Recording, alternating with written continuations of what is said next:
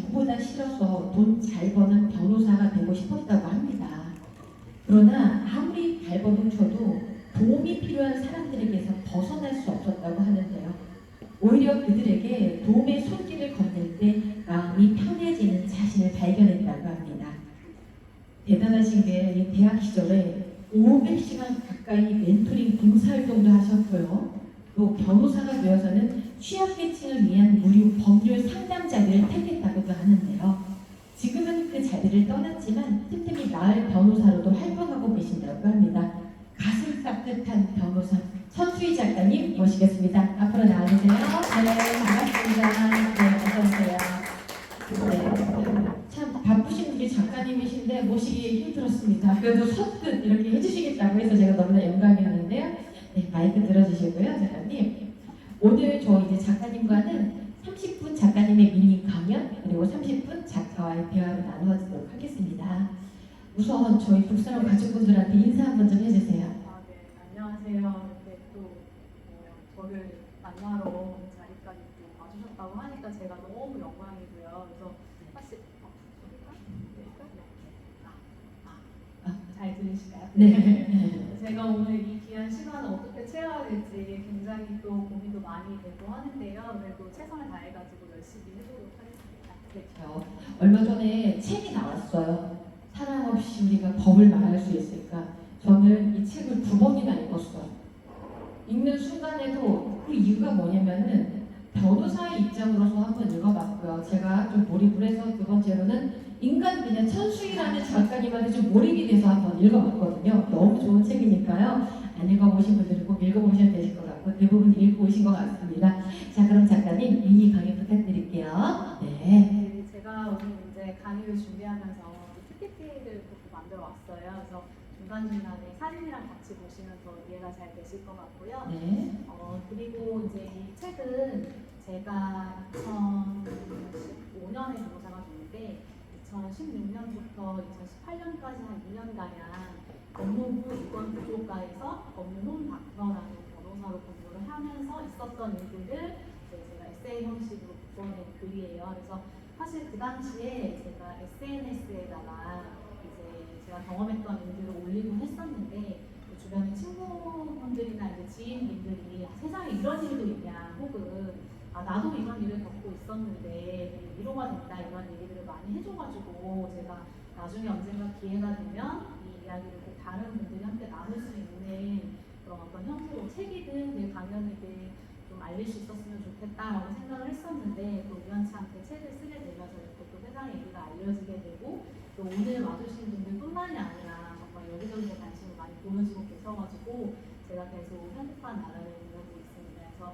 그 법무부 인권구조과의 법률 홈닥터라는 제도는 그 법무부 소속의 변호사들을 전국의 지방자치단체 그리고 사회복지시설에 파견을 해서 이제 기초수급자라든지 장애인분들, 범죄 피해자분들을 1차 법률 상담해주는 기관이에요. 사실은 변호사이지만은 소송에 나가지 않기 때문에 어떻게 보면 말은 법률 상담인데 오셔가지고 정말 뭐 장래 희망 고민부터 시작을 해서 그다음에 뭐 명절이 끝나면 그렇게 오셔가지고 막 시댁 얘기를 막 하다가 가시기도 하고 그래서 결국에 이혼하실 거예요? 그러면 아유 그건 아니지 이렇게 하고 가시기도 하고 또 남편이 미워 죽겠다고 오셔가지고 막 넋두리인지 이게 법률 상담인지 모르겠는 얘기들을 막 하시기 시작하시는데 그런 얘기를 듣다 보니까 제가 거의 2년간 2,600분 정도로 상담을 했더라고요. 그래서 그런 얘기들 중에 제가 함께 나누고 싶었던 얘기들을 이렇게 작성한 글이다라고 보시면 될 것 같아요. 그래서 이제 제가 이 책을 이렇게 써냈다고 하니까 이제 많은 분들이 아니 변호사 돼가지고 이제 돈 잘 벌 일만 남았는데 왜 그러면 이렇게 취약계층을 돕는 무료 상담하는 변호사가 됐냐 이런 것들을 많이 궁금해하세요. 그래서 제가 저의 이제 일생에 대해서 간략하게나마 조금 준비를 해와서 그런 부분들 말씀을 드리고 제가 이 책에서 어떤 부분들을 나누고 싶었는지에 대해서도 또 얘기를 드릴게요. 그래서 먼저 보시면 제 이름은 천수이입니다. 그래서 많은 분들이 이제 중국 사람이랑 오해하시는 분들이 계세요. 옛날에 대만 총통이 이제 천수이 뱀이었잖아요. 그래서 그런 부분들도 있었고, 그래서 저는 다를 석자에 다를 이자를 써서 다르고 다르다라는 뜻을 가진 이름으로 이제 세상에 태어나게 됐고 원래 이제 제 이름은 천지연이었어요. 어렸을 때는 엄마가 이제 지연이라고 이름을 지었었는데 아마도 이제 제주도에 있는 폭포 이제 이름을 보시고 그 폭포처럼 좀 넓고 깊은 사람이 됐으면 좋겠다 이렇게 생각을 하셨다가 산부인과에 갔는데 지연이 어머니 하니까 여러분이 벌떡벌떡 일어나시더라고요. 제 친구들 중에도 지연이가 많거든요. 그래서 아 너무 흔한 이름이다 그렇게 생각하셨는지 다시 이제 이름을 찾게 되셨고 이제 보시면 국어사전에 보면 이제 특별히 달라라는 뜻의 수이라는 이름이 마음에 들어서 이름을 짓게 됐다고 하시더라고요. 그래서 제 이름은 천수희가 됐고 뭐 순희, 수희 뭐 이렇게 막 다들 막 오해를 하시는데 제 이름은 천수희입니다. 그래서 특별하게 다르다는 뜻을 가지고 있는데 이제 그렇다 보니까는 인생을 살면서 정말 많은 일들을 경험했던 것 같아요. 남들은 경험하지 않는 그런 일들을 많이 경험했던 것 같은데 그런 제 인생 얘기들이 책에 같이 나와 있고요. 보시면은 이제 어린 시절의 저입니다. 어린 시절의 저고요. 엄마 말로는 집에 가만히 있는 거를 못 견뎌가지고 저 나이에도 혼자 저러고 나갔다고 해요. 그래서 엄마는 찾으러 온 되게 그런 기억도 많으시다고 하고 그리고 이제 여기 보시면 앞머리가 이렇게 삐뚤삐뚤 되어 있잖아요. 제가 스스로 가이즈를 한 거예요. 그래서 동네 애들 머리를 그렇게 자르고 다녀가지고 어머니가 맨날 사과를 하고 돌아다니실 정도로 어렸을 때는 굉장히 좀 말괄량이 컸던 것 같아요. 그런데 이제 그렇게 말괄량을 좀 잘하면서도 한 가지 이제 마음속에 항상 제가 가지고 있었던 신념은 아니고 조금 나중에 크면 좀 어떤 사람이 돼야 되겠다 이제 이런 마음을 가지고 자란 것들이 있었는데 보시면 이제 여기가 제가 지금도 저희 부모님은 재개발이 된 곳에 살고 계시고 그리고 제가 어렸을 때는 사실 이거보다 더 심했어요. 이게 제가 알기로는 2000년대 넘어서 찍힌 사진이거든요. 2000년대를 넘어서 찍힌 사진이어가지고 사실은 그 이전부터도 이제 이거보다 더 심했던 그런 지역이었던 거죠. 근데 사진이 남아있는 게 많이 없더라고요. 하도 이제 오래되다 보니까. 그래서 저는 이제 하늘 아래 뭐 첫 동네라고 해서 달동네라고 불리는 서울 관악구 신림동 남곡이라는 지역에서 이제 태어났어요. 근데 제가 얼마 전에 어떤 분 만나서 저 남곡에서 태어났다고 하니까 깜짝 놀라시면서 본인 신혼생활을 거기서 하셨다고 하더라고요. 진짜 어렵고 힘들었다 그렇게 말씀을 하시는데 저는 저기서 뭐 지금 3, 40년 살았다 이렇게 말씀을 드리면 깜짝 놀라시더라고요. 근데 저런 지역에서 저희 아버지는 이제 야학 그리고 어머니 한글 교실 그리고 또 지역 신문사 지역 남북 주민회관 뭐 이런 것들을 여셔가지고 낮에는 일하고 밤에는 공부하고 싶으신 분들을 모아서 이제 공부를 가르치시는 역할을 했었고 어머니는 이제 성인이 아니라 어린 아이들 그러니까 지역 아동센터를 여셔가지고 지금도 한 80명 정도가 거기서 공부도 하고 밥도 먹고 지금도 한 37년째 운영을 하고 계시거든요. 그래서 이제 사회운동을 하시는 분들이 그래서 잘하게 됐고 사실 뭐 저희 엄마가 저보다 더 먼저 나오면서 계속 잘하셔가지고 중고등학교 다 나오신 거예요. 그래서 저도 태어나자마자 저기서 그냥 살게 되다가 이제 부모님이 뜻이 맞는 이제 아빠를 만나서 같이 사회운동을 하시기 시작했던 거죠. 그래서 뭐 딱 보셔도 아시겠지만은 저희 집도 이제 판잣집이어가지고 뭐 비가 새는 거는 뭐 당연하고 쥐가 다니고 바퀴 걸려가지고 이제 그런 상황 속에서 이제 자랐던 거죠. 그래서 항상 어렸을 때는 나 크면은 좀 잘 벌고 싶다. 항상 그런 마음을 먹었던 것 같아요. 왜냐면 엄마 아빠가 너무 더불어 함께 사는 세상에 대해서 계속 얘기를 하시다 보니까 저는 오히려 나 먼저 좀 잘 먹고 잘 살았으면 좋겠다 이렇게 생각을 하면서 크게 됐는데 그래서 이제 뭘 하면 돈 잘 버는 사람이 될 수 있을까라는 고민을 하던 중에 저 남곡이 어디서 가깝냐면요 그 신림동 보스톤이랑 가까워요. 그래서 맨날 거기 머리를 빡빡이로 하고 추리닝 입은 아저씨들이 왔다 갔다 하시는데 두꺼운 책을 막 들고 다니시는 거예요. 그래서 제가 아니 저분들은 뭐 하시는 분들이냐 이렇게 했더니 저 사람들이 나중에 사법고시 가서 사법고시 돼서 돈을 많이 번다 이렇게 얘기를 하는 거예요. 제가 그럼 나도 사법고시 하고 싶다 이렇게. 그러니까 처음에는 사실 뭐 그렇게 큰 뜻이 있고 어려운 사람도 없고 이런 마음이 있었던 건 아니었던 것 같아요. 그냥 나 잘 먹고 잘 살고 싶어서 이제 변호사를 꿈꿨었고 그리고 난 이후에 뭐 이제 변호사가 돼야겠다라고 생각은 하고 있었지만 사실 저런 동네에서 뭔가 공부를 열심히 한다는 게 쉽지는 않아요. 왜냐면 부모님이 뭐 학원을 보내준다든지 뭐 이렇게 형편이 되시지 않았기 때문에 뭐 책을 사볼 돈도 없었고 그래서 그런 부분들이 굉장히 이제 어려움을 많이 많아서 막연하게만 그냥 변호사 되고 싶다 이런 생각만 하고 지내다가 이제 저희 동네 2000년대 초반이 이제 조금 지나고 난 다음에 재개발 바람이 분 거예요. 그래가지고 이제 포크레인이 들어와서 이제 갑자기 집을 이제 막 다 철거하고 막 그렇게 뭔가 재개발의 시작이 됐는데 그러다 보니까 이제 막 용역 깡패라고 하죠. 안 나가는 사람들 강제로 내쫓고 막 그렇게 된 순간 중에 저희 아버지가 이제 운영하시던 야학에도 누군가가 방화를 한 거예요. 그래서 이제 불이 다 났고 저희 어머니도 못방도 2번 정도 이제 화재가 나서 처음부터 다시 재정비에서 시작을 하기도 했고 근데 참 어린 마음에도 이해가 안 되더라고요. 이게 법이 도대체 어떻게 돼 있길래 이렇게 사람들을 살던 공간에서 이렇게 쫓을까 그런 생각이 들고 법을 알아야 내가 나중에 커서 억울한 일을 당하지 않고 내 소중한 사람들을 좀 지킬 수 있겠구나 생각이 그때 처음 들었던 것 같아요. 그래서 처음에는 돈을 잘 벌어야지라고 그 마음을 먹었던 변호사의 톤이 이제 점점 나를 지키고 남을 지키기 위해서 내 주변 사람들을 지키기 위한 꿈으로 조금씩 변해갔던 것 같고요. 그래서 그렇게 해서 이제 고등학교를 마치고 대학에 진학을 해서 조금 더 이제 이 꿈을 구체화시키려면 어떻게 해야 되나 그러던 순간에 저희 어머니의 독방을 다니던 아이들이 졸업을 해서 첫 월급을 저희 독방에 다시 기부를 하는 거예요. 더 어려운 아이들이 또 써달라. 그리고 또 뭐 군인들이 와가지고 또 강연을 하기도 하고 그래서 제가 그런 모습을 보면서 옛날에는 엄마 아빠가 하시는 일들에 대해서 저 누가 안 하신다고 저렇게 해. 그리고 우리 집도 좀 잘 먹고 잘 살았으면 좋겠는데 왜 저러지? 맨날 이런 생각을 하다가 엄마 아빠의 그런 삶이 결코 헛되지 않았구나라는 생각을 하게 됐던 것 같아요. 그래서 저도 만약에 변호사가 될 수 있다면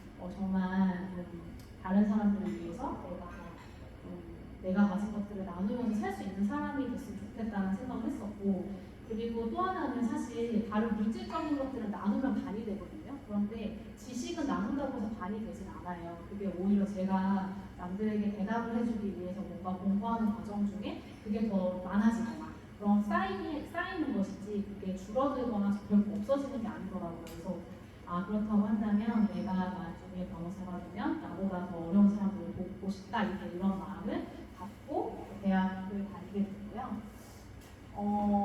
이제 이것도 보시면은 사실 그래서 제가 이제 요즘에 어떤 댓글에 아니 사람이 얼마나 오죽 못났으면 변호사 되고도 무료 법률 상담을 하냐 막 이렇게 악플이 달려있더라고요. 그래서 제가 억울해가지고 사실 저는 학교 다닐 때도 공부를 열심히 했었어요. 그래서 대학교 다닐 때도 장학금을 받고 다녔고 그리고 로스쿨 이제 이것도 뭐 오랜만에 정말 찾아봤었는데 사실 로스쿨이 정말 학비가 비싸요. 6학기에 5,696만 원을 냈더라고요. 그러니까 한 학기에 거의 1,000만 원이 육박을 하는데 제가 장학금만 거의 4천만 원 가까이를 받았고 그리고 이제 한 1,800만 원 정도를 내고 이제 로스쿨을 졸업을 하게 됐죠. 그래서 근데 저는 사실은 사법 시험을 할 때에는 어떤 학비 지원이라든지 누군가가 저를 지원해주는 일이 아예 없어요. 그래서 뭐 책 한 권을 보거나 강의 하나를 듣더라도 다 제 돈으로 해서 봤었어야 되는 건데 이제 로스쿨에 가서는 한국장학재단에서 생활비까지 대출을 해줘요. 그래서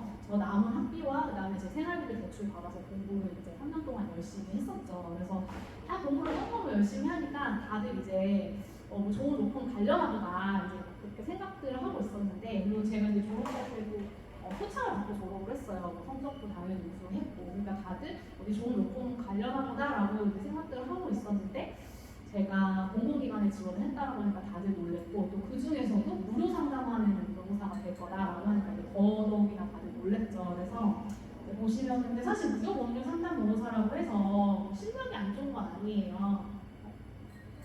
보시면은 제가 이제 일했던 법률 홈닥터 때 시험을 보면 거의 면접 서류 전형에서 20명 합격시켜서 최종적으로 이제 5명만 뽑을 정도로 이것도 굉장히 경쟁력이 치열했거든요. 경쟁률이. 근데 제가 드리고 싶은 말씀은 이렇게 무료 법률 상담을 해주는 이런 역할을 하는 변호사를 꾸는 사람들도 진짜 많아요. 그래서 사실은 뭐 로스쿨이 돈스쿨이다 막 이런 얘기도 하지만 저는 로스쿨의 도입 취지가 정말 다양한 곳에서 많은 국민들이 저렴한 법률 서비스를 이용할 수 있다는 그 취지에 맞게 이렇게 노력하시는 분들도 아직 많이 있었고 그리고 또 저도 그런 사람 중에 한 명이었다 이제 그렇게 봐주시면 되는데 그래서 이렇게 치열하게 뭐 서류 심사도 받고 면접도 받고 보고 해가지고 제가 합격을 탁 했어요. 얼마나 기뻤겠어요. 왜냐면 제가 사실은 변호사가 된 게 30살이 넘어서 됐거든요. 그래서 첫 직장이 되게 너무너무 이제 기쁜 마음에 정장 딱 차려입고, 그리고 이제 또 공부를 잘했으니까 제일 먼저 제가 취업이 됐어요, 친구들 중에서. 그래서 딱 이제 출근을 했는데,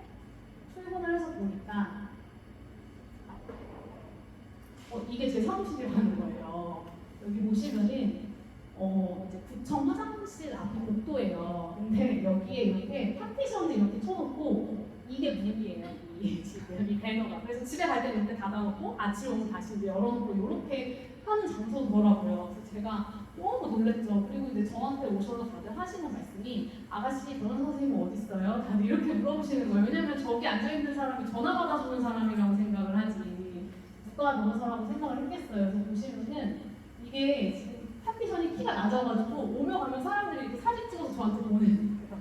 그러니까 제가 뭘 하는지, 뭐 무슨 공부를 하는지 다 이렇게 알 수 있을 정도의 이런 상담 공간이다 보니까, 원래는 취약계층을 대상으로 상담을 하기 위해서 만들어진 건데, 화장실 가러 가시던 분들이 그냥 들어오세요. 그래서 커피 한 잔 달라고 하시기도 하고, 물 한 잔 달라고 하고, 그다음에 변호사예요? 그러면 그러시면서 나 옛날에 궁금한 거 있었는데 하면서 이제 갑자기 앉으셔가지고 막 얘기를 시작하시죠. 근데 가시라고 할 수는 없잖아요. 그리고 저도 사실은 저 복도에 하루 종일 혼자 앉아있으면 너무 심심하잖아요. 근데 오시면은 막 이제 같이 얘기하면서 저도 뭐 재밌었어요. 굉장히. 그래서 내일은 또 어떤 분이 오실까 이제 뭐 그런 생각을 하면서 여기서 2년 동안 이제 2,800분을 만난 거죠. 그래서 굉장히 재미가 있었고, 보시면 이제 상담 일지가 막 이렇게 많이 쌓이더라고요. 이제 1년에 막 몇백 번씩 상담을 하다 보니까. 그래서 굉장히 좀 저한테도 의미 있는 시간이었는데, 그분들한테도 또 의미 있는 시간이 됐기를 바라고요. 그리고 사실은 자판을 깔 수 있는 데는 어디든 사무실이었어요. 뭐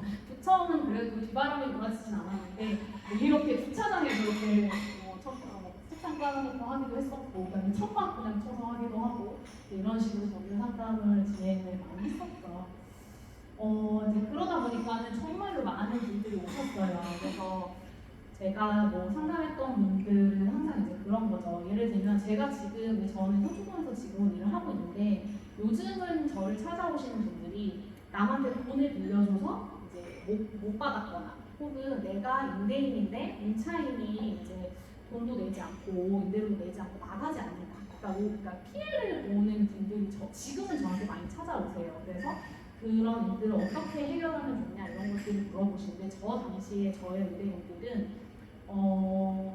내가 이 사람한테 돈을 빌렸는데 못 갚는 상황이거나, 혹은 내가 임차인인데 너무 형편이 어려워서 이제 임대료를 못 내거나, 이런 상황인 거죠. 그러니까 사실상 법적으로는 할 말이 없는 상황이에요. 그런데 이제 본인도 너무 미안하고, 왜냐하면 사실 그 분들한테 돈을 빌려주거나 아니면 집을 빌려주시는 분이 넉넉한 분들이 아니에요, 사실은. 그렇다 보니까 이제 그런 부분들에서 굉장히 마음 아파하시고 어떻게 하면 좋을까 이런 것들에 대해서 되게 고민들을 많이 하시더라고요. 그래서 저도 이렇게 뭐 도와드릴 수 없는 상황에서는 어떻게 해야 되나 이런 고민들도 굉장히 많았었고, 그리고 또 뭐 예를 들면은 뭐 그런 사례들도 많이 있었어요. 어떤 할머님 한 분이 1,800만 원이 전 재산이셨어요. 근데 돌아다니다 보니까 여기가 서울이거든요. 제가 근무했던 곳이 서울인데, 사실 서울에는 1,800만 원으로 갈 수 있는 집은 거의 없잖아요. 전세도 1,800만 원. 근데 어떤 집에 이제 집주인이 우리 집에 더 좋아하고 사시라고, 어머니 같은 분이어가지고 제가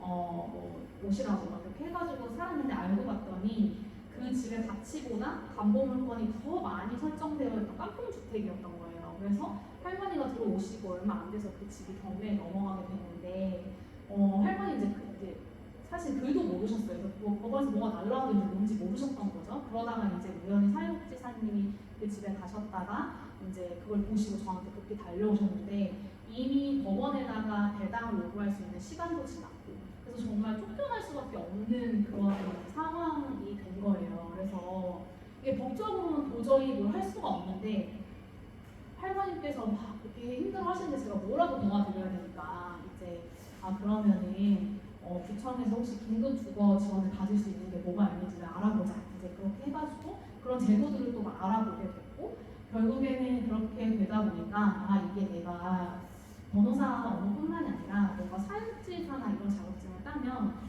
훨씬 더 뭔가 이분들은 깊이 있게 도와줄 수 있겠다. 왜냐하면 사회복지사 같은 경우에는 심리적인 것도 하고 그다음에 제도적인 것도 많이 하거든요. 그래서 사회복지사 자격증을 따서 이제 또 업무에서도 활용을 하기도 하고 그렇게 지냈던 것 같아요. 이제 그러다 보니까는 이제 뭐 많은 분들이 찾아와 주셨는데 이 지금 고구마를 써가지고 오셨는데 저 이제 할머님 같은 경우에는 6.25 시절에 부모님을 잃어버리신 거예요. 근데 그 당시에는 막 길거리에 돌아다니는 아이들을 무조건 데려다가 그냥 보육시설에 막 넣어버리는 그런 경우가 많았잖아요. 그래서 이제 어느 날 갑자기 부모님이랑 헤어져서 보육원에서 자라게 되셨는데 이분이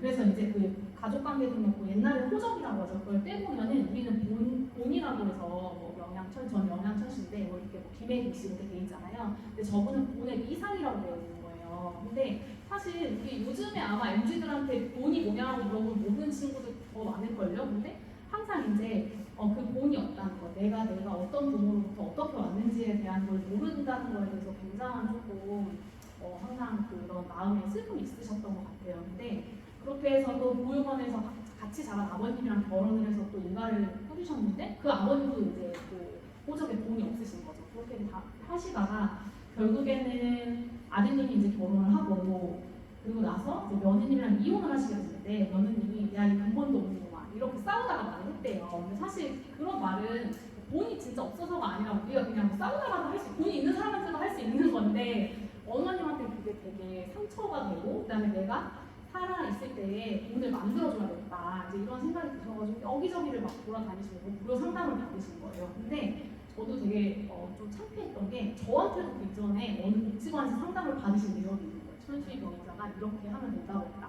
그러니까 저도 아무렇지도 않게 그냥 어디 들어가서 다운 받으셔서 법원을 내세요? 이렇게만 생각하고 말았던 거죠. 근데 이 할머님의 사연을 듣고 나니까 제가 너무 부끄러운 거예요. 얼마나 이게 정말 마음에 한이 맺히셨으면은 이렇게 무료 법률 상담만 찾아다니면서 도움 요청하셨을까라고 해가지고 결국에는 그걸 작성을 해서 법원에 냈는데 법원에서도 일주일 만에 허가를 내줬어요. 그래서 저한테 아침에 지금 고구마를 이렇게 가지신 게 없으시니까 고구마랑 야쿠르트를 가지고 오셔가지고 했다. 이 고구마도 키우신 거예요. 그래서 저한테 이게 익을 때까지 얼마나 내가 기다렸는 줄 아냐 그런 말씀을 하시더라고요. 그래서 보시면은 뭐 이거 별거 아니지만 해먹다가 생각이 들었어요. 뭐 전화 드릴게요. 마포 주민 할머니 해가지고 뭐 고구마랑 또 오징어 튀김을 해가지고 갖다 주시기도 하시고 또 뭐 이렇게 상추 그리고 또 따다가 직접 갖다 주시기도 했어요. 이 할머님도 글을 모르셨는데 아드님한테 조금의 재산이라고 사실 재산도 아닌데 죽기 전에 내가 당당히 한글로 내가 유언장 써서 우리 아들한테 좀 주고 싶다. 사실 유언장 안 써도 되는 건데 유언장 안 써도 상속은 당연히 되는 건데 할머니 마음에는 자식한테 내가 문자를 써서 이제 주시고 싶었던 거죠. 그래가지고 이제 이거를 유언장을 글 공부를 같이 해가면서 같이 썼어요. 그래서 마지막 날 딱 작성을 하시고 집에서 키우는 상추인데 숨이 죽을까봐 뛰어왔다 이렇게 하시면서 할머니가 주시더라고요. 그래서 이런 부분들도 되게 좀 감동이 됐고 뭐 이게 지금 감식방 뭐 그리고 이제 어떤 이제 언어가 아예 안 되시는 장애인들인데 크리스마스에 양말을 들고 오셨더라고요. 그래서 이런 부분들 뭐 음료수 뭐 이런 것들 다 저한테는 하나하나가 다 정말 소중한 아까 그 김해로 참설할 거 세도만 나가고 할머니 얘기했고 이제 뭐 그런 것들도 많이 있었어요. 그래서 제가 여러 가지로 뭐 여러 가지 사연들 뭐 이런 것들이 다 있었는데 여기도 보시면은 이것도 제 책에 다 나오니까 이게 제가 SNS에 작성을 했다가 나중에 책에다가 다 이제 작성한 내용이어가지고 이쪽도 보시면은 60대 한 아저씨분이 계셨는데 이제 주머니에서 갑자기 종이 한 장 꺼내시는 거예요. 보험금이 좀 적게 책정된 것 같다.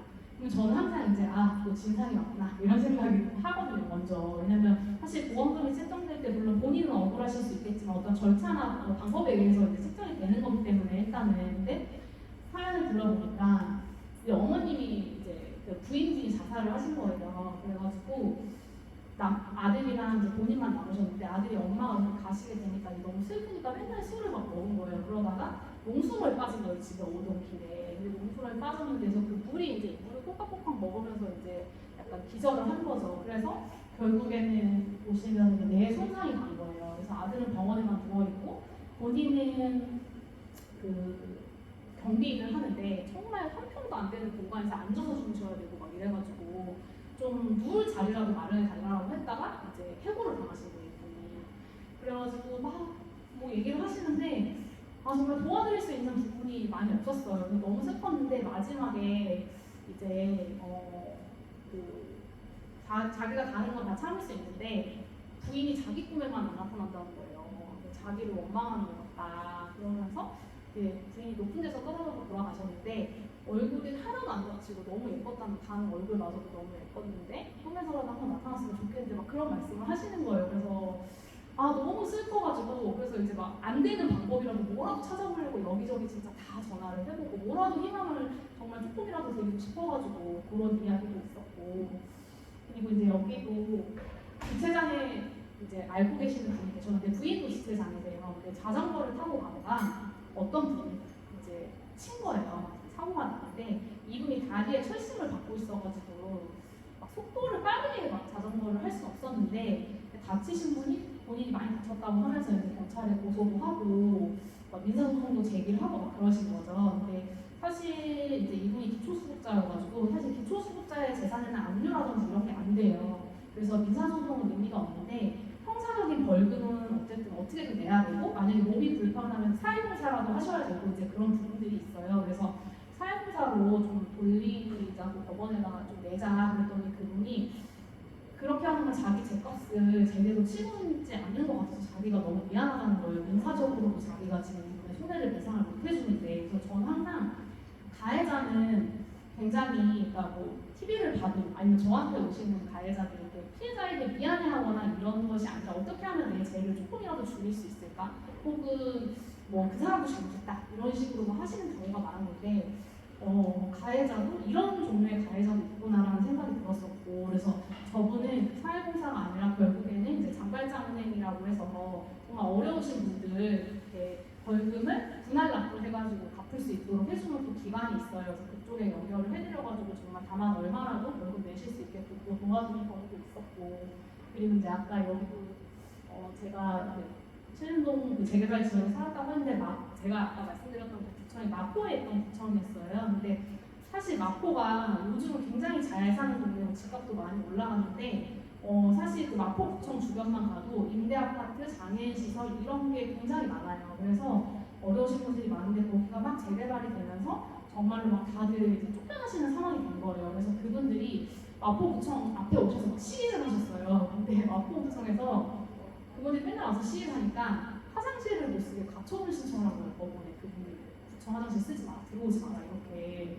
그래서 또 그게 인용이 됐네요. 그래서 그분들이 화장실도 못 가게 하는 구청이 세상에 어딨냐 막 이런 말씀을 하셔가지고 또 그것도 풀어드리기 위해서 이제 또 노력을 하면서 아니 세상에 이런 일까지 해야 되는 건가? 막 약간 그런 생각도 들더라고요 정말. 그리고 구청도 너무하고 법원도 너무하고 이런 생각도 하면서 그런저런 일들을 이제 많이 했었죠. 그러면서 제 스스로가 굉장히 무능력하다는 생각이 좀 들더라고요. 왜냐하면 정말 어떻게 딱 시원하게 무슨 법적으로 막 이렇게 하시면 된다, 이렇게 하시면 승소하세요 이런 얘기를 하는 게 아니라 맨날 저도 쪼리같이 들은 다음에 근데 그거는 제가 뭐 어떻게 해드릴 수 있는 게 없고 다른 기관에 제가 한번 알아볼게요. 맨날 이렇게 대답만 하는 건 거죠. 그래서 이날도 어떤 할아버님께서 오셨어요. 근데 이제 다리가 불편하시더라고요. 1시간 동안 뭐라고 말씀하셨는데 결국엔 또 제가 도와줄 수 없는 부분이었어요. 그래서 너무 죄송합니다 이렇게 하고 이제 가셨는데 1시간 뒤에 이렇게 플레인 요거트를 그 옆에 마트까지 어렵게 가셔가지고 들고 오셨더라고요. 그러시면서 뭐 너무 들어줘서 고맙고 그래도 내 이런 이야기를 같이 상담해줘서 고맙다 이런 얘기를 하시면서 가시는데 마음이 되게 찡하기도 하고 그리고 내가 맨날 이렇게 쭈그리같이 그거는 조금 어려울 것 같아요 라고 말씀드리는 것 자체도 어쨌든 그 나름대로의 의미가 있다. 또 여기 오셔서 저런 말씀을 하고 가시면서도 어쨌든 그런 감정도 해소를 하시고 그다음에 또 응어리도 좀 풀어지는 경우도 있고 반드시 법으로 해결해야만 모든 게 다 좋은 건 아니구나 이런 생각을 좀 했었던 것 같아요. 그래서 뭐 이런 저런 일들이 제가 일을 하면서 계속 있었던 것들이고 그래서 사실은 뭐 2,600건을 상담해 드렸다고 말은 하지만은 그 2,600건 중에 법적으로 정말 시원하게 해결한 거는 한 10%는 될까요? 뭐 그래요. 근데 이제 항상 이제 말씀이 제가 이제 그렇게 2,600분 정도를 만나면서 이제 얘기를 듣다 보면은 그 이야기 하나하나 이야기 안에는 누군가의 사랑이라든지 믿음이라든지 이런 것들이 항상 있는 거예요. 그래서 누군가를 사랑하기 때문에 결혼도 하고 누군가를 또 믿기 때문에 동업도 하고 돈도 빌려주고 이렇게 되는데 그 사랑이나 믿음이 깨지면서부터 우리가 법적 분쟁이 시작이 되거든요. 근데 많은 분들이 이제 나 이런 사람이랑 법적 분쟁이 생겼어 그러면 야 법대로 해 소송해 막 가서 막 그 사람 그렇게 해줘 막 이렇게 뭐 혼내줘 막 이렇게 얘기를 하거든요. 근데 어떤 경우에는 그렇게 가서 소송에서 이겨도 마음에 응어리가 남아있으면 진짜 이기지 못하는 경우도 굉장히 많은 거예요. 그래서 제가 진짜 왜 그럴까라고 생각을 했더니 본인이 억울함이 마음속에 남아있거나 그리고 본인이 그 사람에 대해서 아직도 사랑이 남아있거나 믿음이 남아있는데 소송 가서 이긴다고 해서 결코 이게 정말 좋은 건 아니더라고요. 오히려 어떤 분이 오셔가지고 저한테 그 사람이 그렇고 그래서 그 사람 진짜 나쁜 사람이네요 막 이렇게 막 해드리면 분이 오히려 에이 그래도 또 그렇게 나쁜 사람은 아니라고 그리고 그 사람 사정이 있겠지 하면서 에이 돈 빌려준 거 좀 기다려봐야지 하면서 이러다가 그냥 가시는 경우도 많이 있었어요. 그래서 제가 모든 게 다 법대로만 하자 막 이런 세상인데 사실은 뭐 그것도 중요하지만 애초에 법이 만들어진 이유가 그거 자체도 사람과 사람 사이를 잘 살기 위해서 법이 만들어지는 거거든요. 사람을 사랑하기 때문에. 근데 요즘의 법들은 처음부터 누군가를 특정한 누군가를 위해서 만들어지거나 아니면은 법이 있는데 그걸 나한테만 맞게 해석을 하거나 이런 경우가 굉장히 많아요. 그래서 사실은 어떤 분들은 피해를 볼 수밖에 없는 건 거죠. 그래서 법이라는 것이 굉장히 뭐 공평하다, 평등하다 이런 말 하지만 사실 저는 그렇게 생각하진 않거든요. 그래서 그 공평하지 못한 그런 부분에 있어서 조금 사람들의 사랑이 좀 채워줘야 되지 않나 이런 생각을 하게 됐고 그래서 그런 사례를 마지막으로 하나 말씀을 드리면 제가 항상 이제 가장 기억에 남는 사례라고 말씀을 드리는데 어떤 할머님이 저한테 찾아오셨는데 그 할머님이 한 70대 정도 되셨어요. 근데 이제 남편분과는 사별을 하셨고 동네에서 작은 모텔을 운영을 하시는데 사실 말이 모텔이지 거의 여관같이 이제는 거의 폐건물 수준의 그런 건물이었는데 거기에 이제 지금 손님을 받는 건물은 아니고 뭐 일용직 노동자라든지 아니면 학생들한테 달에 한 15만에서 20만 원 받고 방을 빌려주시는 거예요. 근데 거기서 어떤 한 청년이 담배를 피다가 이제 화재가 난 거죠. 그래서 불이 크게 났어요. 그래서 할머님이 저를 찾아오셨길래 저는 뭐 실업지를 물어보러 오신 건가 아니면 뭐 손해배상 물어보러 오신 건가 이렇게 생각을 했는데 할머님이 저한테 막 이제 그 건물을 본인이 지금은 고인이 된 할아버지랑 얼마나 힘들게 만들어지는지를 막 얘기를 하시다가 이제 막 얘기를 하시길래 제가 그러면은 지금 뭐 청년을 처벌하는 걸 원하시냐 그랬더니 아유 내 청춘 바쳤다고 뭐 남의 청춘 망가뜨릴 수는 없지 막 이렇게 하시는 거예요. 그래서 아니 그러면 뭐 건물 철거를 물어보러 오신 거냐 뭐 어떻게 하시려고 하는 거냐 그랬더니 그럼 철거하면 그 사람들은 어디 가냐고 그래요. 그 사람들 내가 철거하면 달에 15만 원 주고 누가 머물 곳이 어디 있겠냐 이렇게 하면서 그래서 어떡하지 하시다가 결국에는 그냥 수리할 수 있는 거 최대한 수리해서 그냥 있게 해줘야지 뭐 그 사람들 어디 가겠어요 하면서 일어나시는 거예요. 그래서 제가 이게 무슨 상황이지 하면서 아무것도 못 도와드려서 죄송해요 그랬더니 저한테 아니라고 하시면서 사실은 본인도 여기 오실 때는 법대로 해야 되는지 어떻게 해야 되는지 계속 고민을 하시다 오신 거예요. 그런데 와서 막 얘기를 하시다 보니까 본인 옛날 생각도 나고 그 건물을 힘들게 만들어서 남편이랑 먹고 사는 기억도 나고 자식들 막 가르치는 생각도 나고 막 이렇게 되시니까 결국엔 마지막에 이제 뭐 그냥 철거하지 말아야겠다 하시면서 그냥 들어주는 것만으로 너무 고마워요 이렇게 얘기를 하시더라고요. 제가 뭐 들어드리는 게 뭐가 고마워요 그랬더니 요즘에는 들어주는 것도 다 시간이 필요하고 노력이 필요하고 돈이 필요한데 이렇게 남의 이야기 들어주는 사람 없다 이렇게 하고 가시더라고요. 그래서 제가 뭐 법대로 하세요 이렇게 말하는 것보다 오히려 좀 들어드렸을 때 모두가 행복한 방향으로 결론이 나는 경우도 많이 있었고 또 한편으로는 이 할머니도 넉넉하지 않으심에도 불구하고 이제 자기보다 더 어려운 학생의 처지라든지 아니면 노동자들의 처지를 생각을 해서 아니 내가 돈을 들여서 수리를 하더라도 이걸 유지해야지 이렇게 하시는 마음이 너무 따뜻하시더라고요. 그래서 이제 제가 이런 이야기들을 조금 많은 분들이 아셨으면 좋겠다고 생각을 해서 책에도 이제 그런 비슷한 얘기들이 거의 다 주를 이루고 있어요. 네, 그래서 제 책 제목이 사랑 없이 우리가 법을 말할 수 있을까라는 거고 결국에 말씀드린 대로 사랑이 있어야 법도 의미가 있는 거고 또 법이 또 사랑을 지켜주기 위해서 또 노력을 해야 된다 그런 취지의 책이라고 보시면 될 것 같아요. 네, 감사합니다. 네. 말씀 너무 잘하시죠? 역시 변호사님입니다. 네. 사랑 없이 우리가 법을 말할 수 있을까? 진정성 있고 휴머니즘 있는 그런 사람이다라는 거 다시금 느끼는 것 같아요, 작가님. 감사합니다. 자, 우리 작가와의 대화 함께 시간 가져볼 건데요. 책 제목이 사랑 없이 우리가 법을 말할 수 있을까라고 지금 물으셨잖아요. 그러면 변호사로서 사랑이 법률 실무에 어느 정도의 영향이 좀 끼친다고 생각을 하세요? 이제 변호사로서 직업적으로 또 말씀드리면 이게 그 변호사마다도 스타일이 되게 많이 다른 것 같아요. 어떤 분들은 의뢰인이 와서 하는 말만 그냥 거기까지만 듣고 그냥 서면을 전달하거나 아니면 주장을 하거나 이렇게 하시는 분들도 있는데, 이 의뢰인에 대해서 조금만 사랑을 가져도 질문도 하게 되고 그 다음에 다른 쪽으로 묻게 되고 이제 그럴 수가 있거든요. 그래서 사실 법을 적용하는 사람들도, 그러니까 판사님도 마찬가지거든요. 그러니까 어떤 판사님은 재판에 오셔가지고 처음부터 끝까지 한마디도 안 하고 가시는 분들도 있어요. 그런데 어떤 판사님은 막 그 재판에 원픽으로 나온 사람들이 의문주문하면은 혹시 글을 모르시냐고 하시면서 그걸 처음부터 끝까지 다 읽어주시는 분들도 있어요. 근데 그런 게 저는 하나하나가 다 사랑이라고 생각을 하거든요. 그래서 그래야 억울한 사람이 없고, 그리고 또 공평해질 수 있게끔 법이 가지 않는 건가 이런 생각이 들어요.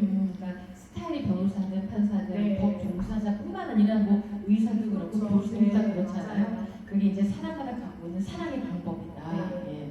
근데 법정에서 증거가 없어가지고요. 네. 그 밝혀지지 못한 진실을 다루실 때 네. 또 딜레마가 있었을 것 같은데 어떠세요?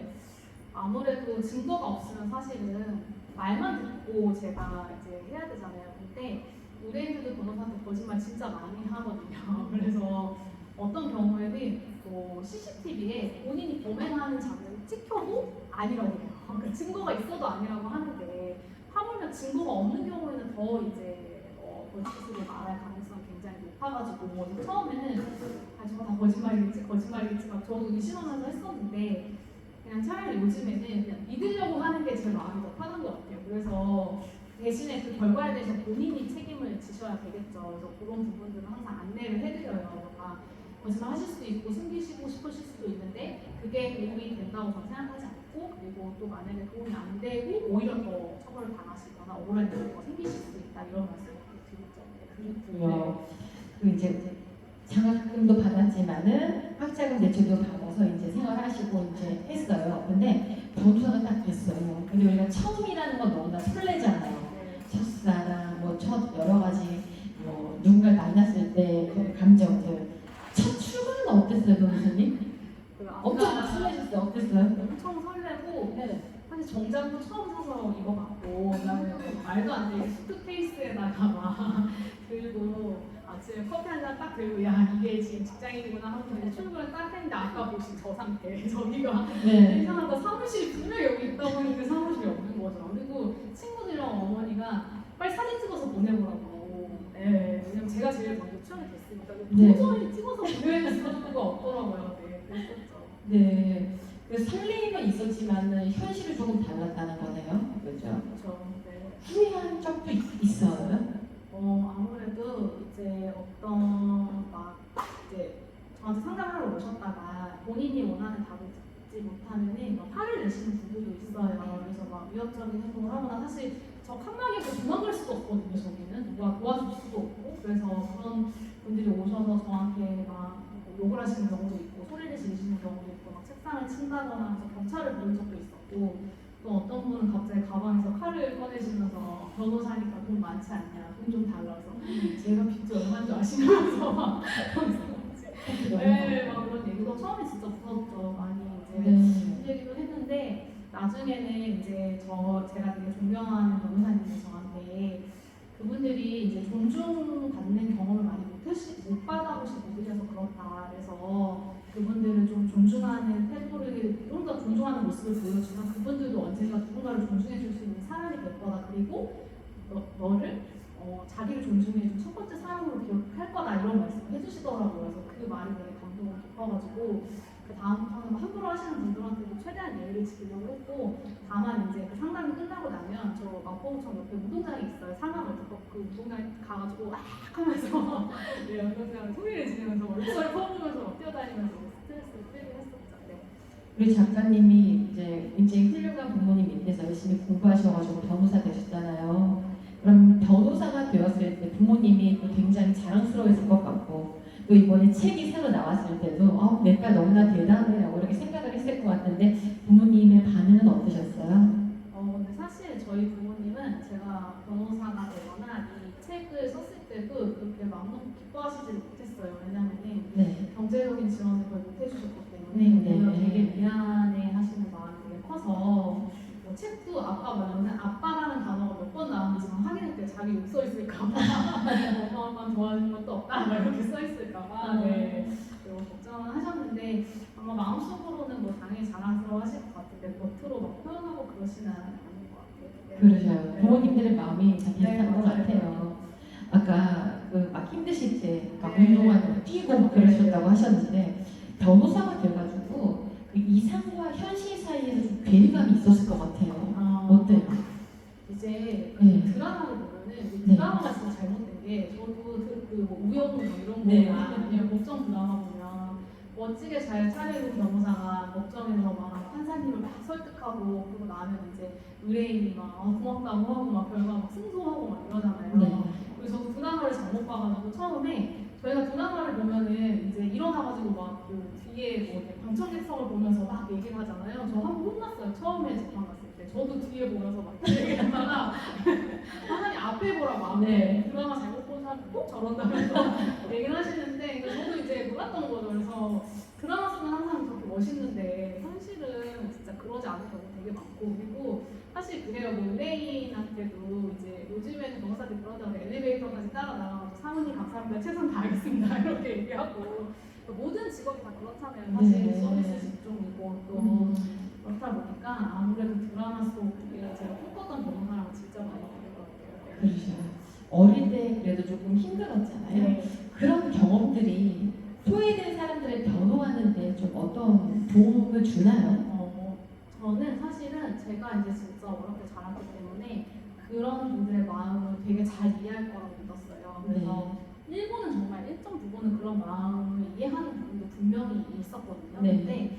근데 사실 저는 제가 어려움을 겪던 시절은 제가 아이였잖아요. 그러니까 성인이 또 돼서 그런 어려움을 겪는 거에 대한 또 힘듦에 대해서 좀 잘 몰랐던 것 같아요. 그래서 어떤 분들이 찾아오셨을 때 저는 이제 그분의 권리를 지켜주기 위해서 빨리 가셔서 서류는 이거 떼오시고 이거 이렇게 알아보주시고요. 갖다 주세요. 이렇게 했는데 며칠이 지나도 화물차 사고 아무것도 안 갖다 주시고 이렇게 하시는 거예요. 그래서 다시 전화를 해서 왜 안 갖다 주세요? 빨리 갖다 달라고 했잖아요. 막 이렇게 말씀을 드리니까 하루 벌어서 하루 먹고 살기 힘들어가지고 사실 그런 분들은 관공서 시간이랑 일하는 시간이 다르지가 않으니까 관공서를 갈 수도 없고 집에 컴퓨터나 프린터가 없으니까 이걸 출력할 수도 없는 거예요. 그래서 그런 거를 그때 처음 알았죠. 내가 권리가 있더라도 그걸 못 지키는 게 그게 단순히 게으르고 뭐 관심이 없어서가 아니라 정말로 먹고 사는 게 더 지금 중요한 일인 그런 사람들도 있구나라는 생각을 또 그러시군요. 네. 제가 책을 보니까 작가님 그 배움에 대한 열망과 갈증이 좀 심해지지 않아요? 책 안에서? 네. 왜냐면 배우고 싶은 게 있는데 금전적인 부분이 없기 때문에 힘들기 때문에 그래서 돈을 번 이후부터는 제빵, 네. 뭐 바이올린 등등을 많이 배우셨다고 들었어요. 그 배움의 갈증이 조금은 지금은 덜하지만 그래도 좀 이거 좀 도전해보고 싶다는 거 있으세요? 도전해보고 네, 또 배워보고 싶다는 거. 배워보고 싶은 거요. 사실 요즘에는 조금 이제 건설 분야에 좀 자격증을 좀 따고 싶어가지고 요새 하도 이제 건물 막 문제가 많잖아요. 그래서 굉장히 동떨어진 얘기일 수도 있는데 뭐 그런 건축사나 건축기사 이런 걸 좀 따보면은 또 그런 걸 좀 잘 이해할 수 있지 않을까. 요즘에 그런 생각을 했는데 저도 요즘에는 조금 일 끝나고 집에 가면 누워있기 바빠가지고 못하고 있는 것 같아요. 이제 법조계의 현실이라고 할까요? 네. 개인적으로 이렇게 조금 개선되어야 되겠다 생각하는 거 있으세요? 개인적으로 개선돼야 되고요. 네. 사랑을 더 넣어야 된다. 이런 것도 좋아서. 그러니까 이제 어떤 분은 그런 말씀하세요. 이제 저한테 상담 오실 때 본인이 지금 소송 중인데 변호사를 돈 주고 선임했는데 얼굴을 한 번도 못 봤다는 거예요.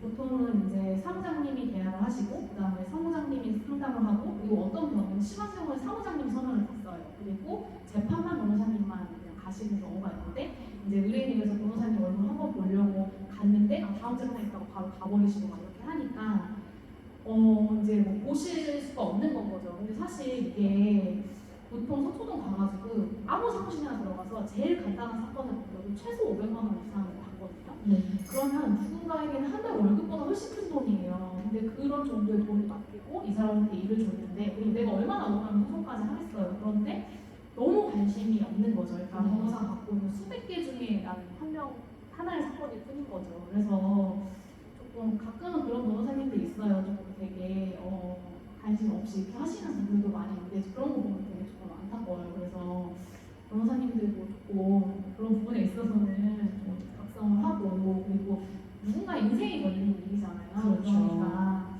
뭐 말이라도 한마디 더 들어보려고 노력한다거나 이런 게 진짜 필요하지 않나 생각이 들어요. 변호사분들도 굉장히 다양하시잖아요. 네. 그렇죠. 맞아요. 그 변호사로서 법의 형식과 또 인간적 온기에서 겪은 가장 큰 갈등 상황이 있다면 무엇일까요? 변호사로서 네. 글쎄요. 갑자기 이렇게 물어보시니까 많은 것들이 있지만 네. 그건 어땠어요? 잠깐 제가 알기로 그 여행 가셨는데 캐리어가 나왔는데 그 얘기가 좀 기억에 남는데 한번 좀 해주세요. 네. 이거는 제가 이제 여기서 소송 겪어보신 분 계실지 모르겠는데 저는 제가 직접 원고가 돼서 소송을 제기해 본 적이 있어요. 근데 사실은 그 옛날에 법률 상담 할 때는 이제 오셔가지고 소송하면 얼마나 걸려요? 뭐 힘들어요? 물어보시면 2년 몇 달 정도 걸리고요. 뭐 비용은 얼마 정도 들 거고요. 뭐 그럴 거예요. 이렇게 간단하게 말씀드리고 말았는데 제가 이제 친구들이랑 홍콩을 놀러 가게 됐는데 제 가방이 이제 항공사의 기계 오류로 방콕으로 가게 된 거예요. 그래서 제가 여행 기간 중에 짐을 못 받았어요. 그리고 이제 한국에 돌아와서 집 가방을 받게 됐는데 그냥 저는 처음에는 가방을 빨리 갖다 주길 바랬고 두 번째로는 가방을 줘서 못 받았으니까 한국에 와서 좀 사과를 해주길 바랬어요. 근데 그 항공사에서 10만 원을 준다고 하더라고요. 여행을. 그러면서 저한테 10만 원 준다고 하길래 아니 뭐 장난하시냐고 막 이렇게 얘기를 했더니 저한테 10만 원 받을 건 받고 말라 마라 이렇게 하길래 사과 먼저 하셔야 되는 거 아니냐 그랬더니 돈 주면 사과지 뭐 무슨 사과를 바라냐 이렇게 말씀을 하신 거예요. 근데 사실 드라마에서 뭐 예를 들면 돈 봉투를 뭐 1,000만 원 가지고 우리 아들이랑 헤어져 뭐 이러면 사실 1,000만 원 주면서 그러면 우리는 10만 원 주면서 이게 사과라고 하는 건 정말 받아들일 수가 없는 거예요. 그래서 이제 나중에 변호사라고 얘기를 했죠. 난 소송할 거다. 그리고 사례를 찾아보니까 어떤 아기 어머니는 아기 이유식 가방을 못 받아가지고 여행지에서 그거 보고 아기 먹일 거 막 구하러 돌아다니시는 분도 있었고 또 어떤 분은 계약에 중요한 서류가 담겨있는 거를 못 받으셔가지고 계약에 어긋나기도 하고 이런 거예요. 그래서 근데 그분들도 다 10만 원 받을 건 받고 소송하려면 해라 이렇게 하니까 사실은 이게 무슨 소송으로 갈 수가 없는 거죠. 왜냐면 사실 이게 손해배상금이 그렇게 크지 않아요. 근데 변호사 비용 비싸잖아요. 그러니까 다들 포기를 하시는 거죠. 제가 잘 됐다, 나 시간도 많고 나 할 일도 없는데 내가 소송한다 해가지고 이제 소송을 했죠. 그래서 결국에는 2년 6개월 정도 항소심까지 받고 그다음에 공항본사랑 그 항공사에서 다 변호사를 다 수천만 원 들여서 선임을 하더라고요. 근데 선례를 남기지 않으려고. 네, 그래가지고 이제 결국에는 승소를 했어요. 네. 속장도 이제 인터넷에 공개를 하고 이제 그리고 이제 제가 그때 기계 오류가 있었던 그런 부분들에 대해서는 거기 안내문도 부착이 되고 그다음에 이제 여러 가지 제도가 개선이 되기도 했었죠. 근데 그 사건을 겪으면서 제가 정말 법정 갈 때마다 떨리는 거예요. 한 번도 떨어본 적이 없는데 내 사건 되고 내가 지고 생각하니까 좀 마음이 되게 그래가지고 그 다음부터는 이제 오시는 분들한테도 정말 이제 고생 많이 하실 것 같다. 그리고 뭐 그런 마음에 대해서도 위로를 더 해드릴 수 있게 됐고 네. 이런 마음이었구나 네, 느끼셨겠네요. 네. 네. 자, 우리 첫 작가님과 작가의 대화까지 나눠봤는데요. 질문 있으세요? 궁금한 거 있으신 분들은 질문. 네. 저기 계세요, 선생님. 1초 만에 손 드셨어요. 네. 저기 그 작가님 그 말씀 잘 들었고요. 네. 그 이번에 그 작가님 말씀한 사항이 제가 좀 1년 전에 겪은 사항이 하나 있어가지고 네. 제가 피소를 이제 소를 제기를 받은 거죠. 네. 그래가지고 결론적으로 이제 제가 그 패소를 해서 그 청구인의 변호사 비용까지 다 지금 그 제가 물어야 되는 그런 상황까지 해서 제가 다 물었거든요. 근데 저는 그래도 나름대로 이제 그 법을 공부는 안 했지만은 주변에 변호사라든가 이런 분들이 많아가지고 좀 자문을 보여서 했는데 네. 그 저보다 못하신 분들이 훨씬 많다는 생각이 들거든요. 아까 얘기했던 슈아캐치나 이런 분들은 네.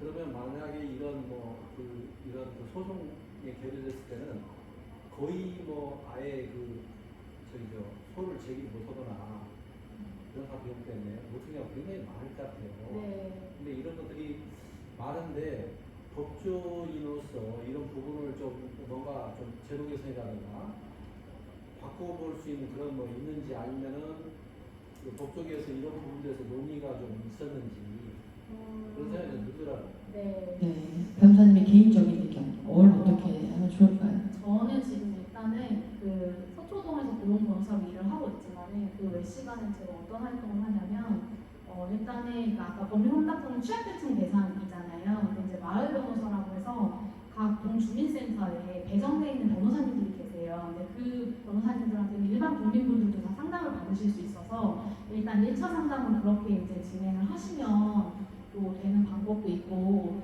그리고 이제 소송 같은 경우에도 지금 제가 범죄 스토킹 피해자 아니면은 그 한부모 가정 그다음에 여러 가지 그런 부분들을 소송을 또 도와드리는 것을 하고 있어요. 그래서 만약에 본인이 정말로 억울한 일을 당했는데 그 변호사를 선임할 비용이 없어서 정말 고민이시라고 하면 가까운 유관 기관에 한번 문의를 일단 해보시면 거기서 무료 소송을 이제 도와드리는 분들이 계세요. 그래서 저도 지금 무료 소송을 여러 번 하고 있거든요. 그래서 그래서 제가 놀랐던 게 한 여학생이었는데 스토킹 피해를 당해가지고 한국 여성의 전화를 해보고 여기저기 문을 두드렸는데 별게 돈을 못 받았는데 이제 한국 여성 변호사회에다가 전화를 하신 거예요. 그래서 한국 여성 변호사에서 저한테 이제 의뢰를 해주셔가지고 제가 지금 그걸 도와드리고 있는데 그런 경우도 있더라고요. 그래서 물론 이제 선생님 말씀하신 것처럼 이것도 이제 일부분이지만 또 이제 일반 국민이라고 해가지고 다 소송하기에 막 비용이 넉넉하고 막 이런 건 아니잖아요. 네, 맞아요. 그래서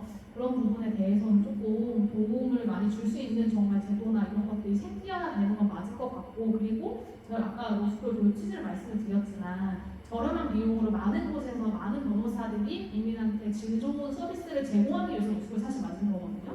근데 지금 그 목적에 부합하게 운영이 되지 않고 또 변호사가 합격을 하고 나면 또 이제 변호사서 죽이지 않고 막 이런 얘기를 하거든요. 본인들도 혜택을 받았는데도 불구하고 그래서 그런 부분들은 앞으로 좀 개선이 필요하지 않을까 싶어요. 맞아요. 그 마을 변호사를 좀 적극적으로 활용하면 되실 것 같고 또 천수의 변호사님을 찾아가시면 됩니다. 있을게요. 처음을 하면요. 네. 제가 법률 구조공간을 이용했거든요. 네. 법률 구조공간이라는 것도 모르는 사람이 꽤 많잖아요. 맞아요. 그래서 저는 이제 변호사를 통해서 네. 제가 그분의 그 변호사 비용을 내고 이 사건을 내가 승소한다는 장담을 모르기 때문에 네. 저는 이제 제가 나름대로 대법원 30까지 갔어요. 네. 제가 소장을 직접 작성해가지고 네. 한 1년 반을 6개월을 끌었거든요. 네. 결국은 저기 정신제 누가 그 얘기를 하잖아요. 대부분 소송에 하면 폐가망신한다. 그걸 제가 느꼈거든요. 네. 왜냐면은 일이 안 돼. 맞아요. 네, 소송이 걸고 저희 집으로 네. 소장이 나오고 대법원에서 이렇게 네. 나오면은 가족이 완전히 풍비박산 났잖아요. 맞아요. 보니까 제가 직접 경험했거든요. 아, 그러셨군요. 그런 경험이 또 있으시니까. 네, 그래서 이제 네. 보는 돈대로 맞아요. 회수해가 나가고 그 다음에 1년 6개월 동안 가정생활이 완전히 네. 굉장히 어려워지는 상황이 만들어요. 그래서 저보다 더한 사람들이 굉장히 많을 거고 또 저보다 이렇게 여러 가지 소득이라든가 여건이 안 된 사람이 더 많을 거라는 생각이 들어요. 솔직히. 네, 맞아요. 그래서 그분들을 구제하기에는 법률 구조문화라든가 마을 변호사라든가 이런 분은 턱없이 부족하다. 제가 볼 때는 네. 법률 구조문화 제가 3번 이용했는데 30분은 딱 제한되잖아요. 네, 맞아요. 그래서 그냥 방향성만 알려줘요. 네. 이렇게 하면 좋겠다. 나머지를 다 소장 작성하다 고동하는 인터넷에 들어가고 그럼 본인이 하거든요. 근데 대부분 거기서 포기하는 사람이 많겠다 제가 생각을 해가지고 네. 작가님이 또 변호하고 이러니까 네. 제가 또 그러네요. 1년 전 예, 생각이 나셔서. 그 사회적 차원에서 이런 부분은 좀 많이 개선이 되어야 될 것 같고요. 또 우리 첫 작가님이 좋은 사람 곁에 좋은 사람들이 참 많이 있잖아요. 주위 변호사분들한테도 네. 이런 것들을 좀 많이 알려주면 좋을 것 같네요. 네, 또 다른 분 있으세요? 질문하고 싶으신 분? 네. 아까 홍콩 여행 가셨다가 네. 캐리어 잃어버렸는데 네. 그 책임져야 되는 사람들 10만 원으로 그냥 하려고 했는데 셀프로 소송을 하셨다고 네. 했잖아요. 그래서 배상금 얼마를 받으셨나요?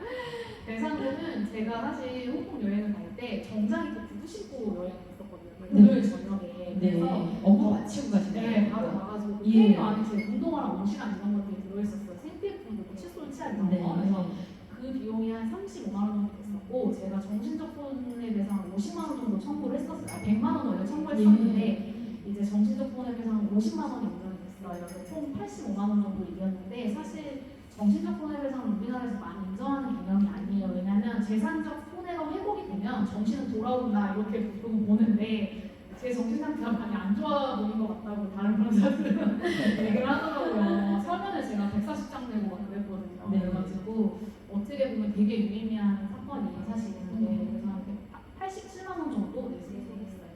하나 더 네. 있는데요. 네. 제가 얼마 전에 지금 뉴스를 보니까 우리나라에서 최연소로 사법시험에 합격했던 네. 여자 변호사가 네. 이제 최근에 한국외국어대학교 통번역대학원에 가서 거기서 이제 그 다른 길을 가려고 네. 기획장을 나왔다는 그 네. 뉴스가 나왔어요. 그래서 이제 그분은 공부를 잘했기 때문에 그냥 변호사가 됐지만 네. 부모님의 뜻에 의해서 본인이 원래 좋아했던 건 언어였다고 진정하고 싶었던 네. 것을 그래서 본인은 뭐 수입도 이제 없어지고 하지만 이 도전이 뭐 좋다고 그렇게 인터뷰를 했더라고요. 근데 작가님 같은 경우에 지금 이제 변호사로 활동을 하고 계시지만 지금 네. 인생이 되게 길잖아요. 네. 그래서 인생 후반기에는 변호사 외에 또 하고 싶은 일이 있으신지. 좋은 질문인데요. 저는 빵집 하고 싶어요. 빵을 굽는 변호사 다음번에 책 쓰시죠. 사실 이제 변호사라는 직업으로 돈을 많이 벌던 시대는 갔어요. 제가 봤을 때 네. 저는 먹는 장사를 한다고 생각을 하는데 네. 빵도 배우셨잖아요. 제빵도 배우고 막 이렇게 했는데 실력이 없어가지고 이제 너무 말아먹을까 봐 못하고 있는데 언젠가는 정말 빵 냄새 맡으면서 거기 오시는 분들이랑 이런저런 얘기를 하면서 네. 가게를 차리는 게 제 꿈이에요. 멋있네요. 그죠? 네. 자, 오늘 우리 선수희 작가님과 함께 했는데요. 사랑 없이 우리가 법을 말할 수 있을까는 이 법률가의 관점에서 본 사회와 인간에 대한 깊은 성찰을 담고 있는 책이라는 생각이 듭니다. 이 변호사로서의 전문성뿐만 아니라 인간으로서의 고민과 성장 과정을 더 깊이 이해할 수 있는 시간이었는데요. 우리 첫 작가님한테 사인 받고 싶으시거나 촬영하고 싶으신 분들은 앞으로 나오시면 되실 것 같고요. 저희 공지사항 2가지만 안내해드리고 마무리하도록 하겠습니다. 저희 북살롱이 작가님 재작년에 시작했어요. 이 공간에서. 그래서 매월 항상 이 셋째 주, 둘째 주 목요일에 진행을 했는데 이 공간이 이제 여러분 다른 곳에서 진행을 합니다. 저희 북살롱은 어디냐면 가까워요. 도보로 5분 거리에 현대백화점 문화센터가 있거든요. 거기에서 이제 토요일, 매주 셋째 주 토요일 3시에 만나요. 그래서 많은 분들께서 평일은 좀 힘든 게 많아요. 오고 싶은데 오늘도 초 작가님 토요일이었으면 30명, 40명 오셨을 거예요. 그래서 토요일을 이제 옮겼고요.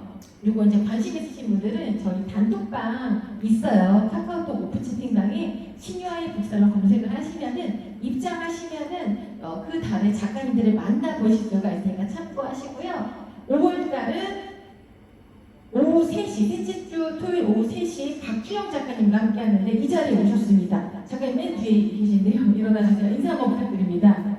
네, 5월 셋째 주 토요일 3시에 진행을 하는데 한국 반도체 미래 3년이라는 박주영 작가님께서 이제 강의를 진행을 하실 거예요. 우리 박 작가님도 그 반도체 관련해서 삼성에서 근무를 하시다가 또 석사는 또 다른 걸 하시다가 또 이제 인류학 박사까지 이제 진행을 하시고 또 시를 사랑하시는 우리 작가님이신데 많은 분들 함께 해주시면 좋으실 것 같고요. 두 번째 공지사항은 제가 이제 스피치 학원을 운영을 하면서 많은 분들한테 책은 눈으로 읽고 마음으로 읽고 소리내서 읽으세요라고 말을 많이 해요. 왜냐면 소리내서 읽음으로써 훨씬 더 이제 많은 정보들을 기억할 수가 있고 힐링을 할 수가 있거든요.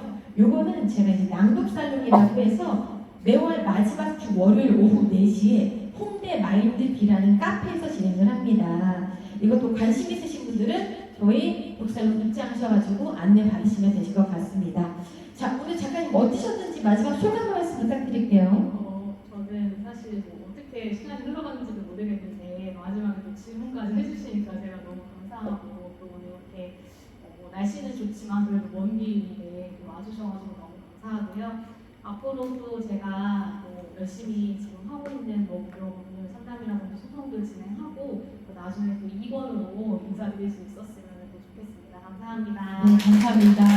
네, 2번을 기다리며 저희 기다리고 있겠습니다. 북살로. 자, 제가 북살로 마칠 때 항상 하는 멘트가 있는데요. 많은 분들 오시는 분들은 아실 겁니다. 사랑하세요. 그럼 여러분들이 오늘을, 제가 감사하세요. 그러면 오늘을 하면서 외치겠습니다. 사랑하세요.